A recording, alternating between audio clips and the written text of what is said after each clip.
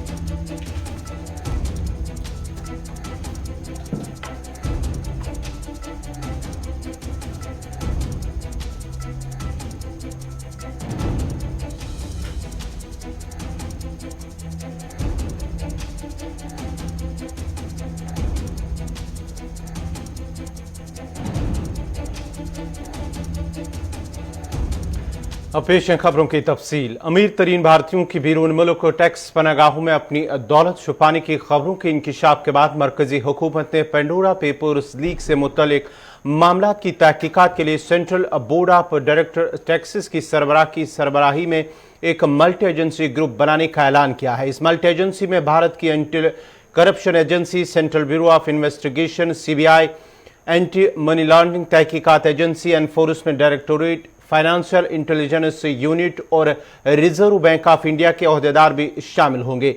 बैनुल-अक़वामी तहकीकाती सहाफ़ियों के एक group ICIJ ने बहुत ज्यादा आदाद शुमार जारी किए हैं, जिससे 200 से ज्यादा ममालिक और इलाकों के अमीर तरीन शख्सियात की गैर मालियात को बेनिकाब किया गया। ICIJ के इश्तराक करदा आदाद शुमार में कुछ नुमाया भारतीय शख्सियात भी शामिल है, जिसे सनतकार अनिल अंबानी, क्रिकेट के लेजेंड सचिन तेंदुलकर और कॉरपोरेट लॉबिस्ट साथ ही साथ दीगर कई अहम शख्सियात भी इस पेंडोरा पेपर्स में उनका नाम शामिल है। अब इस सिलसिले में मरकजी हुकूमत की जानिब से एक ऐलान किया गया है, बयान जारी किया गया है। जो भी इसमें मुलविस होगा, इस सिलसिले में एक मल्टी एजेंसी कंपनियों का जो एजेंसियां है उनकी जानिब से तहकीकात की जाएगी।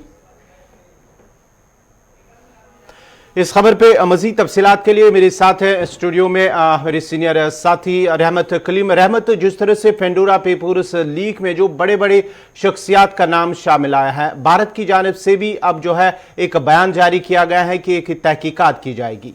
जी बिल्कुल, भारत सरकार ने भी बाज़ाब्ता तौर पर इस पर सख्ती दिखाते हुए अपना रुख साफ कर दिया है कि हम इस मामले में तहकीकात करेंगे। लेकिन इससे पहले कि अपने नाज़रीन को सरकार के फैसले के हवाले से बताएं, 2-3 नाम जो और मज़ीद सामने आए हैं उन नामों का भी जिक्र ज़रूरी है। चूँकि गुज़श्ता रोज़ हम सिर्फ सचिन तेंदुलकर के हवाले से बात कर रहे थे, नीरव मोदी के हवाले से बात कर रहे थे कि पहले दिन जब इंकशाफ हुआ, जो पेपर सामने आए उनमें ये 2-3 बड़े नाम थे जिनका नाम हिंदुस्तान से सामने आया था। अब जबकि करीब 24 से 48 घंटे गुजर चुके हैं, जिनमें 4-5 और बड़े नाम सामने आए हैं, जिनमें अनिल अंबानी का नाम है एक, साथ ही साथ नीरा राडिया का भी नाम आया है, और एक और नाम है जो इस वक्त जहन से निकल रहा है, हिंदुस्तान के बड़ी बड़ी शख्सियत है उनका भी नाम है। तो ये 3 और नाम मजीद आए हैं गुज़श्ता 2 दिनों में। जो सामने आया उसमें बताया गया है कि 3 और नाम बड़े हैं। उसमें मुकेश अंबानी का नाम आना, अनिल अंबानी का माफ कीजिएगा, अनिल अंबानी का नाम आना यह अपने आप में बड़ा सवाल पैदा करता है, और साथ ही साथ नीरा राडिया का नाम आना। खैर, अब आते हैं सरकार के फैसले की तरफ। सरकार ने इससे पहले जब पैराडाइज पेपर लीक का मामला सामने आया था, उसके बाद पनामा पेपर्स का लीक का मामला आया था। पनामा पेपर्स में तो यहां तक कि 20,000 करोड़ से ज्यादा की रिकवरी भी हिंदुस्तान की सरकार ने की थी। तो हिंदुस्तान की सरकार ने पहले दिन से यह अहद किया हुआ है कि ब्लैक मनी को कर्व करने के लिए जो भी तरीकेकार इख्तियार किए जा सकते हैं किए जाएंगे। यही वजह है कि जैसे ही पेंडोरा पेपर का नाम सामने आया और इस हवाले से तफसीलात कुछ हद तक मिलने लगी, वैसे ही फाइनेंस मिनिस्ट्री ने बाज़ाब्ता तौर पर CBDT को यह हिदायत दी कि वो बाज़ाब्ता तौर पर एक कमेटी बना करके और CBDT के चेयरमैनशिप की क़यादत में इसकी तहकीकात का आगाज किया जाए, जिसमें RBI के भी मेंबर हों और साथ ही साथ दूसरे जो मालियाती इदारे हैं हिंदुस्तान की जो इस तरह के चीज़ों में इन्फोर्समेंट डायरेक्टरेट का भी हवाला इसमें दिया गया है कि इन तमाम इदारों के मेंबरान को, उनमें से नुमाइंदों को शामिल करके बाज़ाब्ता तौर पर एक कमेटी बना करके तहकीकात का अमल शुरू किया जाए। चूंकि जिन्होंने भी इन जितने भी नाम आए हैं या जो नाम आ रहे हैं, अगर उन्होंने इस हवाले से सरकार को इत्तला दी होगी, सरकार के सामने हल्फनामा या टैक्स में आपने मेंशन किया होगा कि हमारे यहाँ ऑफशोर कंपनियां हैं, यहाँ हमारी जायदादें हैं और हम इसके लिए टैक्स भी बाज़ाब्ता तौर पर अदा कर रहे हैं, तो फिर उनके साथ कोई मसला नहीं हुआ। लेकिन जिन्होंने ऑफशोर कंपनियों में अपना पैसा लगाया होगा या जिन्होंने काले धन के लिए अपने पैसे इस्तेमाल किए होंगे, टैक्स से बचाने के लिए छुपा कर रखे होंगे, तो जाहिर सी बात है उनके पैसे रिकवर किए जाएंगे। और रहमत, एक चीज यहाँ पे आपसे जानना चाहूंगा, जिस तरह से कहा गया है कि इसमें कुछ लीगल और इलीगल भी है, अब जो कमेटी बनाई गई है, जो कमेटी बनाई गई है, उसमें क्या उन अफराद के खिलाफ कार्रवाई होगी जिनका जो इलीगल पैसा है जो ऑफशोर कंपनियों में लगाया है? क्या सरकार उनके खिलाफ कार्रवाई, क्योंकि बड़े बड़े शख्सियात का नाम जो है इसमें शामिल है? जी देखिए, मैं ये गवर्नमेंट ऑफ इंडिया के फाइनेंस मिनिस्ट्री की तरफ से जो प्रेस रिलीज जारी की गई वो मैं लेके आया। इसमें साफ तौर पर लिखा गया है कि पिछली बार जब पनामा पेपर का मामला आया था उसमें रिसर्च किया गया था, उसमें जब तहकीकात की गई थी तो 20,300 से ज्यादा करोड़ रुपए बाज़ाब्ता तौर पर ब्लैक मनी वापस आए थे सरकार के पास। और उसके अलावा कार्रवाइयां भी हुई थी जो मालियाती इदारे की तरफ से जो इस तरह की कार्रवाई ब्लैक मनी को सपोर्ट करने के लिए या ब्लैक मनी जमा करने के लिए जो कानूनी कार्रवाइयां होती है वो कानूनी कार्रवाइयां भी की गई हैं। और इस बार भी लिखा गया है कि अगर इस तरह से फिर से नाम आता है और फिर से ऐसे नाम के साथ अगर ब्लैक मनी जुड़ जाता है, ऑफशोर कंपनियां जिन्होंने जिक्र नहीं किया हुआ होगा सरकार में या फिर आईटी रिटर्न के सामने या इनकम टैक्स डिपार्टमेंट के सामने जिक्र नहीं किया होगा कि उनका बर्तानिया में, लंदन में कहीं कहीं रहायशगाह है, उनकी ऑफशोर कंपनियां हैं, जिनका जिक्र अगर नहीं होगा तो जाहिर सी बात है उसे सरकार रिकवर कर लेगी, उसे जब्त कर लेगी और साथ ही साथ उनके खिलाफ कार्रवाई भी की जाएगी। तो ये बाज़ाब्ता तौर पर पिछले 2-3 जो लीक्स के मामले सामने आए हैं, चाहे वो पैराडाइज पेपर हो, पनामा पेपर्स हो और अब पेंडोरा हो, तो पनामा और पेंडोरा में तो पनामा और पैराडाइज में तो हमने कार्रवाई होते हुए देखी है। लेकिन यह है कि किसी को जेल भेजते हुए हमने हमारी तरफ से या आपने नहीं देखा होगा। हाँ, यह है कि उनकी जायदादें जब्त जरूर की गई हैं, ब्लैक मनी को लाने की कोशिश जरूर की गई है। लेकिन इस बार जब यह पेंडोरा आया है, जिस पेंडोरा का ढिंढोरा पूरी दुनिया में पीटा जा रहा है, हिंदुस्तान ने भी पहली फुर्सत में एक्शन लेते हुए कहा कि हम भी तहकीकात करेंगे। अब तहकीकात का अमल कब से शुरू होता है इसके लिए वक्त तय नहीं किया गया है, लेकिन यह है कि सरकार ने जिस तरह से पनामा में संजीदगी दिखाई थी उसी तरह से पेंडोरा में भी संजीदगी का मुजाहरा कर रही है। बहुत बहुत शुक्रिया रहमत कलीम आपका। ये थे रहमत कलीम तफसीलात फराम करे थे, जहां पेंडोरा पेपर्स के बाद ही बड़े अहम शख्सियात का नाम हुआ। न सिर्फ भारत पाकिस्तान बल्कि पूरी दुनिया में तकरीबन 2 दर्जन यानी कि 3 दर्जन या इससे ज़्यादा भी जितने भी ममालिक हैं अहम शख्सियात, जिसमें कई सदूर भी हैं, वज़ीर आज़म साबिक भी हैं और कई अहम बिजनेस टाइकून भी उसमें शामिल है। इस सिलसिले में भारत की जानिब से भी वज़ीर ख़जाना की जानिब से एक बयान जारी किया गया है, जिसमें कहा गया है कि जिन्होंने ऑफशोर कंपनियां लीगल तरीके से जो भी किया होगा उसके हवाले से एक अब तहकीकात होगी, तहकीकाती एजेंसी बनाई जाएगी जिसमें मुख्तलिफ इदारों के जो है उसमें शामिल होंगे जो तहकीकात करेंगे इस सिलसिले में कि किसने लीगल या इलीगली पैसा इसमें ऑफशोर कंपनियों में लगाया है। उस सिलसिले में बाज़ाब्ता तौर पर तहकीकात की जाएगी और जो भी उसमें मुलविस पाया जाएगा उसके खिलाफ कार्रवाई की जाएगी। ताहम इस सिलसिले में ये हतमी तौर पर नहीं कहा गया है कि तारीख कब से शुरू होगी, लेकिन तहकीकात बहुत जल्द शुरू होगी। बढ़ते हैं आगे, बात अब करेंगे आलमगीर वबा कोरोना वायरस ने दुनिया भर में कुछ नई सनतों को बेतहाशा फरोग दिया तो हमेशा से मुनाफा में रहने वाली कुछ सनतें रेत की दीवार की तरह जमीनबोस हो गई है, जिनमें एक सन्नत हवाबाजी की है। कोरोना की वजह से हवाबाजी की सन्नत को पहुंचने वाला नुकसान $200 अरब से तजावुज कर चुका है। IATA के एदाद शुमार के मुताबिक माली साल 2020 से 2022 में एयरलाइन इंडस्ट्री को पहुंचने वाला नुकसान उनके 9 साल में कमाए गए मुनाफा को खा चुका है। एक रिपोर्ट के मुताबिक इंटरनेशनल एयर ट्रांसपोर्ट एसोसिएशन ने अमेरिकी शहर बोस्टन में होने वाली सालाना कॉन्फ्रेंस में कहा है कि अगले साल तक मजमूई तौर पर फिजाई सनत को मजीद $11 अरब 60 करोड़ नुकसान उठाना होगा।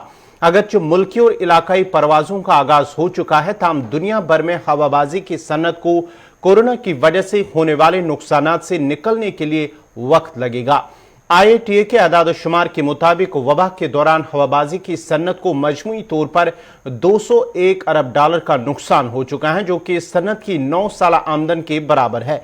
एसोसिएशन ने मजीद कहा है कि रवां साल के लिए अपने नुकसान के तखमीने को बढ़ाते हुए 2022 के खसारे पर भी नजरसानी की है। IATA के डायरेक्टर जनरल का इस बारे में कहना है कि कोरोना बहरान की वजह से एयरलाइंस को पहुंचने वाले नुकसान की वसअत बहुत ज्यादा है। लोगों में सफर करने की ख्वाहिश खत्म नहीं हुई क्योंकि मुल्की मार्केट में सफर करने वालों की तादाद में इजाफा हो रहा है, लेकिन उन्हें कोरोना की पेचीदगियों, गैर यकीनी सूरत हाल और पाबंदियों की वजह से बैनुल-अक़वामी सफर करने से रोका जा रहा है। उन्होंने मजीद कहा कि हुकूमतों को चाहिए कि वो सफर पर पाबंदियों को कम करते हुए वैक्सीनेटेड मुसाफिरों को ही आज़ादी से मुल्कों के दरमियान सफर करने की इजाजत दे दे। हुकूमतों की जानिब से कोरोना के आगाज पर सफरी पाबंदियां आयद की गई थी और अब तकरीबन 2 साल का अरसा हो चुका है और अकली तौर पर इससे मजीद तवील नहीं होना चाहिए। IATA की पेशगोई के मुताबिक रवां साल हवाबाजी की सन्नत को $52 अरब का नुकसान होगा, जबकि रवां साल अप्रैल में यह अंदाजा $48 अरब लगाया गया था, जबकि गुज़िश्ता साल नुकसान का अंदाजा $126 अरब था, लेकिन ये बढ़कर $138 अरब हो गया था। एसोसिएशन के अंदाजे के मुताबिक हवाबाजी की सन्नत को तवक्का है कि हवाई सफर बहाल होते ही मुसाफिरों का रश बढ़ेगा और हमें रवां साल मुसाफिरों का लोड 67% और 2022 में 75% तक जाने की तवक्का है। वाज़ेह है कि international air transport association global traffic का 82% रखने वाली 290 एयरलाइंस की नुमाइंदगी करती है।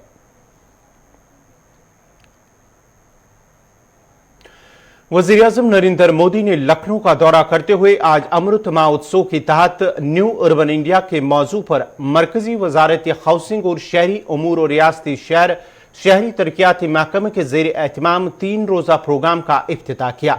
मुल्क की आज़ादी के 75 बरस मुकम्मल होने पर हुकूमत के जरिए मनाए जा रहे अमृत महोत्सव के मौके पर वज़ीर-ए-आज़म मोदी मरकजी वजारत हाउसिंग और शहरी उमूर और रियासती शहरी तरक्याती महकमे के ज़ेर एहतमाम 3 रोज़ा प्रोग्राम का इफ्तिताह किया। इस मौके पर वज़ीर-ए-आज़म ने मुख्तलिफ प्रोजेक्टों का इफ्तिताह करने के साथ साथ संग बुनियाद भी रखा और हुकूमत की कारकर्दगी का खाका भी पेश करेंगे। इस मौके पर यूपी के वज़ीर आला, वज़ीर दिफा राजनाथ सिंह और दीगर कई वज़रा भी मौजूद है।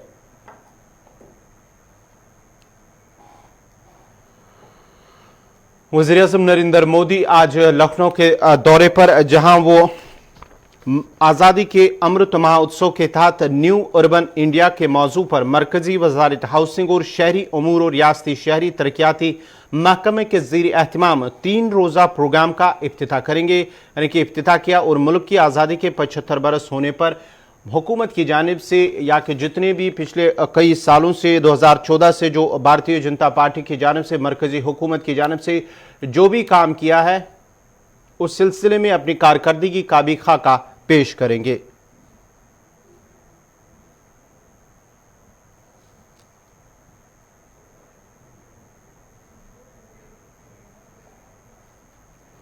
इस खबर पे मजीद तफसीलात के लिए सीधा लखनऊ चलते हैं अपने नुमाइंदे अनूप चौधरी के पास। अनूप, क्या कुछ तफसीलात हैं इस हवाले से, क्या कुछ इंतजाम किए गए हों और किस तरह का प्रोग्राम है जहां पर आज वज़ीर-ए-आज़म खुद उन्होंने इसका इफ्तिताह करना है? देखिए, आज जो है भारत सरकार है आज़ादी का अमृत महोत्सव मना रही, 75 वर्ष पूरे होने पर अमृत महोत्सव मना रही। इसी महोत्सव की कड़ी में ही जो है लखनऊ में न्यू अर्बन इंडिया एनक्लेव करके जो है एक प्रोग्राम का आयोजन किया गया है। 3 दिन तक ये प्रोग्राम चलेगा। इसमें जो है अमृत महोत्सव के तहत जो है 75 जिले के जो लाभार्थी हैं, प्रधानमंत्री आवास योजना के चयनित लाभार्थी हैं, उनको जो है आवास की जो है चाबी दी जाएगी। इसके अलावा जो स्मार्ट सिटी मिशन और अमृत मिशन योजना के तहत जो स्मार्ट सिटी मिशन योजना के तहत 10 जनपदों को जो है चिन्हित किया गया है।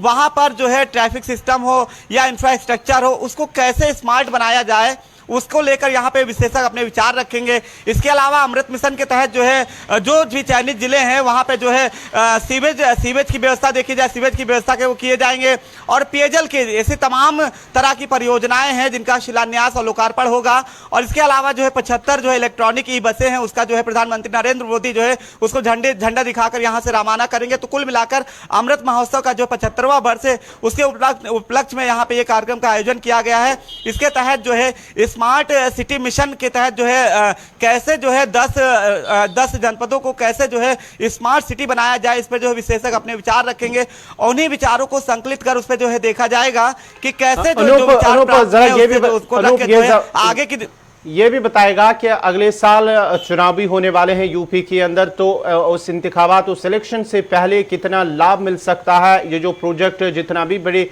प्रोजेक्ट का आज इफ्तितामी इनॉग्रेशन होगा, इसके साथ साथ ही संग बुनियाद भी रखा जाएगा मुख्तलिफ प्रोजेक्टों का, तो कितना लाभ मिल सकता है आने वाले चुनाव में भारतीय जनता पार्टी को यूपी के अंदर।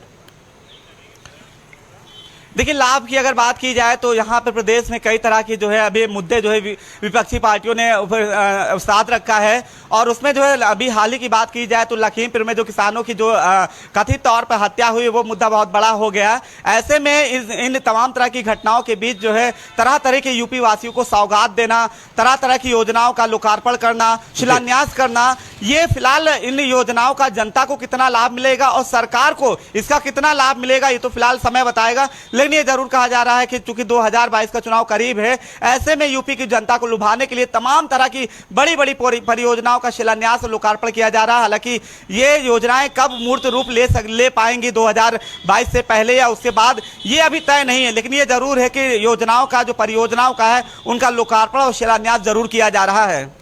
बहुत बहुत शुक्रिया अनूप चौधरी आपका। ये थे लखनऊ से अनूप चौधरी तफसात फराम करे थे, जहां आज वजीर आजम नरेंद्र मोदी ने लखनऊ का दौरा करते हुए आजादी के अमृत महोत्सव के तहत न्यू अर्बन इंडिया कॉन्क्लेव जो 3 रोज तक जारी रहेगा, उसका इफ्तिताह किया। मुख्तलिफ प्रोजेक्टों का संग बुनियाद भी रखेंगे, और साथ ही साथ उनके हमरा आज वजीर दिफा राजनाथ सिंह और यूपी के वजीर आला योगी आदित्यनाथ भी मौजूद, दीगर जो वज़रा है वो भी आज वजीर आजम के हमरा लखनऊ पहुंच चुके हैं।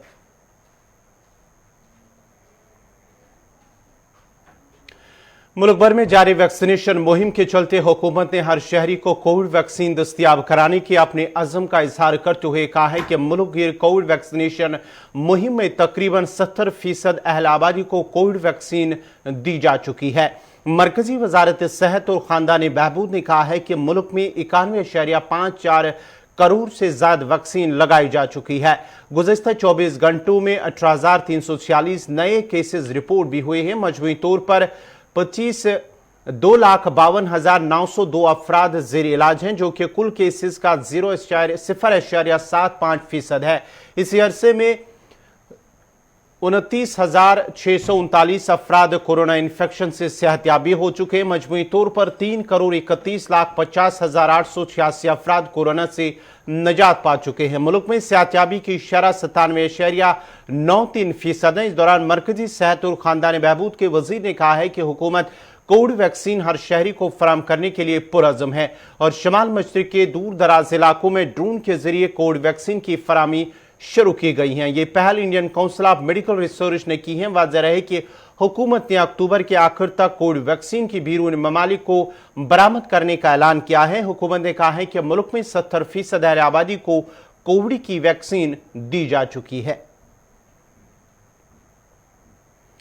दुनिया के बड़े हिस्से में अहम social media websites Facebook, WhatsApp, Instagram और मैसेंजर की सर्विसेज तकरीबन 6 घंटे मुअत्तल रहने के बाद बहाल हो गई। फेसबुक इंतजामिया ने घंटों तक मुअत्तल रहने वाली सर्विसेज पर सारिफीन से माजरत का इजहार किया, लेकिन फौरी तौर पर इस तातुल की वजह नहीं बताई। सर्विसेज में घंटों का तातुल सबसे बड़ी सोशल मीडिया कंपनी के लिए चंद दिनों में दूसरा बड़ा धचका है, क्योंकि 2 रोज कबल फेसबुक की एक साबिका मुलाजिमा ने इंकिशाफ किया है कि कमाई की खातिर सोशल वेबसाइट का अलगोरिथम में ही इस अंदाजा बनाया गया है कि वो पुरतशद्दुद और नफरत अंगेज मवाद की हौसला अफजाई करता है। कई घंटों की मुअत्तली के बायस फेसबुक के शेयर्स की कीमतों में 4.9% कमी देखी गई है, जो गुज़श्ता साल नवंबर के बाद एक दिन में सबसे बड़ी कमी है। ताम सर्विसेज बहाल होने के बाद इसमें 0.5% बेहतरी आ गई है। फेसबुक के मुतअद्दिद मुलाजमीन ने नाम जाहिर न करने की शर्त पर कहा है कि उनका ख्याल है कि बंदिश की वजह से इंटरनेट ट्रैफिक को इसके सिस्टम्स तक राउट करने में अंदरूनी गलती बनी। मुलाजिम ने कहा है कि अंदरूनी मवासलाती टूल्स और दीगर वसाइल की नाकामी ने जो काम करने के लिए इसे नेटवर्क पर इन्हिसार करते हैं, इस गलती को मजीद बढ़ाया है। शुमाली कश्मीर के हाजन बांडीपुरा में आग की एक वारदात में एक मकान खाकिस्तर हुआ है। मकामी लोगों का कहना है कि फतेह अहमद आहंगर के मकान से अचानक आग नमूदार हुई, जिस दौरान आग ने भयानक शक्ल इख्तियार करते हुए पूरी इमारत को अपनी लपेट में ले लिया। फायर सर्विस अमले और मकामी लोगों ने आग पर काबू पा लिया। ताहम आग की इस वारदात में मकान के अंदर मौजूद लाखों रुपए मालियत का सामान आग की नजर से न बचा सके और पूरी इमारत खाकिस्तर हो गई। आग लगने की असल वजूहत अगर मालूम न हो सकी ताहम आग मुतासरीन ने इंतजामिया से इमदाद की अपील की है।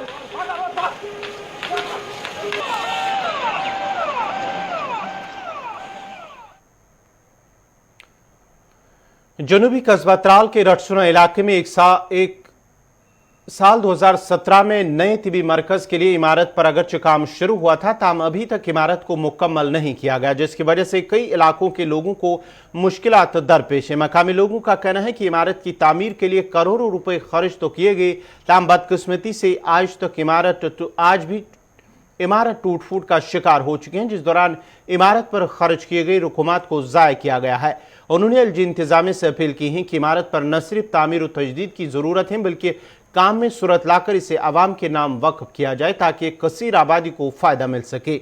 उधर DDC member Tral doctor Harbakar Singh ने यकीन दहानी करते हुए कहा कि मामले को एलजी की नोटिस में लाया जाएगा और काम में गैर जिम्मेदारी निभाने वालों के साथ सख्ती से निपटा जाएगा। 2014 मज हॉस्पिटल ये दोक होतन क्वार्टरस मज हॉस्पिटल लकुट पम ये अंद पे गांव 5-6 थावन तालुका लड़बल शिकारगा कविल रटसुना चुरबुक यम तालुका थावन यम आज दोप थो यह हस्पताल तक कंप्लीट कर ये बे बोड़ बार स्टाफ बावजूद ये स्टूडेंट ये बच्चे या अंद पे गाँव हंद बच्चे तिमन बनो यह ड्रग सेंटर तम शाम योत पे बहरहाल पे कमेटी पे कत तम तमो कर फ्लड सह बंद तुम वो तुम हालात तम पता यम स्कूल हालात क्या रोपये करोड़ 1.5 करोड़ लोग यह फजूलस मज खर्च पे थोक बचन प्ले ग्राउंड यह गो तबाह अम सत अगर वह हॉस्पिटल काम कर तो प्ले ग्राउंड जरूरत कहें सह होर बदल तो मगर तुज वसा मीडिया की वसा मेहरबानी कर वात मुतल हकमन तम यम कार्रवाई कर नमद बाय हाथ हस्पताल अत ठेकेदार आव तम कर मे सत तम दो बह दिम विदिन 2 years कंप्लीट कर रेजिडेंस क्वार्टर यम डॉक्टर लैट्रिन बाथरूम तमें बरक्स वो वनकन हस्पताल हालात ये करोड़ बद रुपये यमो लोग मगर यमो लोग नाकस अत वो दर दरवाज लक्ष बदिस रुपये अंदर मटीरियल खत्म गोमुत यम गई गवर्नमेंट खजानस लुटावन खतर तुम वो अंदर सोरी वनकन मटीरियल यूथ रुपये ज्यादा गम यमो तितर बितर कर वो तमुक सहल यमो गामुक माहौल खत्म कर शामन दूर गामन हंद बच्चे तम दारों किन अचन दरवाजों किन अचन वो कर कह प्लाई पट पत कर बंद मगर अम पे वो बावजूद तुम वो अमिच हालात क्या वनकन यह कवड़ खान तमिस ठेकेदारस गो जबरदस्त एक्शन इन अगर चे बनावन तेल वन जा फिट बन जा डॉक्टर तो अमल बेहया लिहाजा कर गवर्नमेंटस अपील कर अगर ये 10-15 दोन तम अमिच एक्शन गि दिमो यह ग्रीवेंस चल।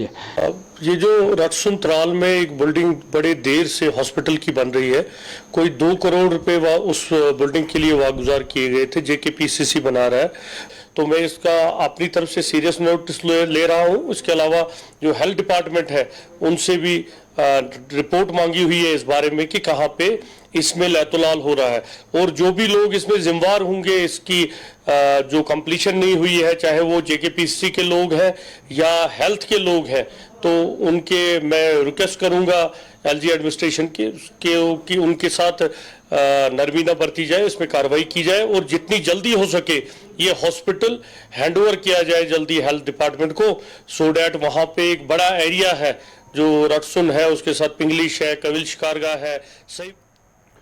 मरकजी और यूटी इंतजामिया जम्मू कश्मीर में भले ही तामीर और तरक्की के बड़े दावे करती हूँ, लेकिन हकीकत यह है कि आजकल के दौर जदीद में भी कई इलाके बुनियादी सहूलियात से महरूम हैं। शुमाली कश्मीर सोपोर के तारजो इलाके के लोगों ने शिकायत की है कि 6 साल कबल इलाके में एक पुल पर काम शुरू किया गया था, ताहम अभी तक इसे मुकम्मल नहीं किया गया। मकामी लोगों का कहना है कि 6 साल कबल पुल पर काम शुरू किया गया, बदकिस्मती से आज तक इसे पाई तकमील तक नहीं पहुंचाएगा और पुल न होने की वजह से कई इलाकों का राबता मुनक़ता है, जिसकी वजह से कसीर आबादी को मुश्किलात पेश आ रहे हैं। उन्होंने अब जम्मू कश्मीर इंतजामिया से अपील की है कि पुल को पाई तकमील तक पहुंचाया जाए ताकि आवाम को राहत मिल सके। फंड्स ही नहीं अवेलेबल है तो काम कैसे हो जाएगा?